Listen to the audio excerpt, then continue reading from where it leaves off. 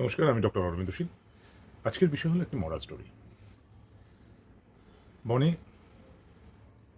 ছিল সিংহ রাজা আর তার অনুগত প্রজা।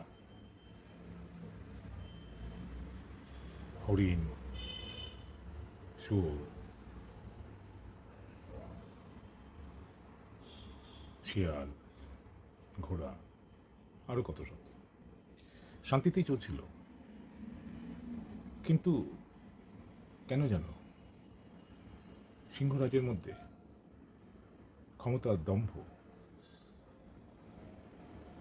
প্রকাশ পেত। কারণ তাকে বলার বা বোঝাবার কেউ ছিল না। তার যারা পারিষদ ছিল তারা ভালো পারিশ্রমিকের জন্য তাকে তোষামত করত, সত্যি কথা বলতো না। আর এটাই কাল হয়েছিল।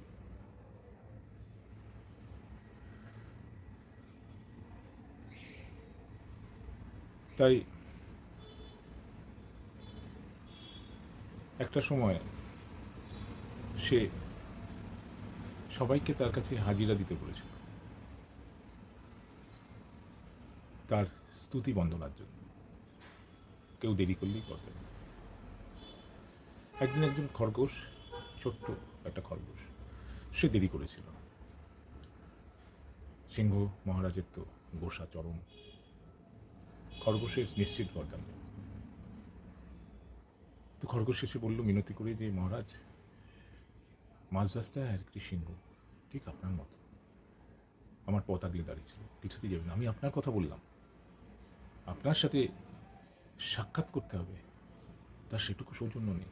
কোনো রকমে আমি চালাকি করে নানাভাবে আমি প্রাণ বাঁচিয়ে এসেছি আপনার কাছে, সেই জন্যই দেরি হয়ে গেল। তখন সিংহ মহারাজ বলল, কি আসপর্দার! আমার রাজত্বে আমার বিরুদ্ধে দেখি চলো তো, কার এত সাহস? খরগোশ তখন তাকে নিয়ে গেল গ্রামের কুয়োর কাছে, নিয়ে বললো, মহারাজ টুকি মেরে দেখুন, নিচে আপনার মতো প্রবল বলশালী একটা সিংহ।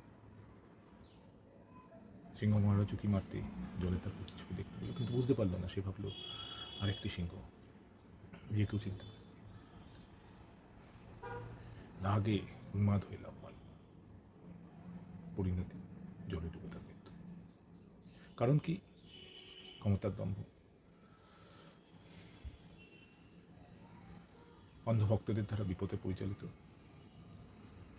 সত্যকে না জানা এবং নিজেকে চিনতে না পারা এবং ছায়াযুদ্ধ করা।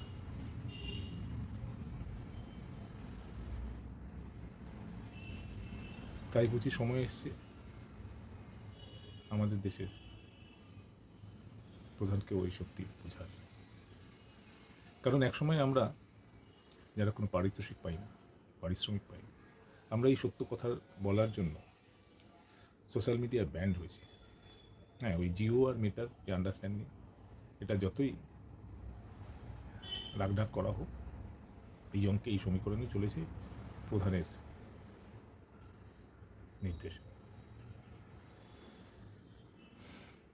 তাই সেই সত্যি কথা শুনলে হয়তো পরিস্থিতি এত জটিল হতো না।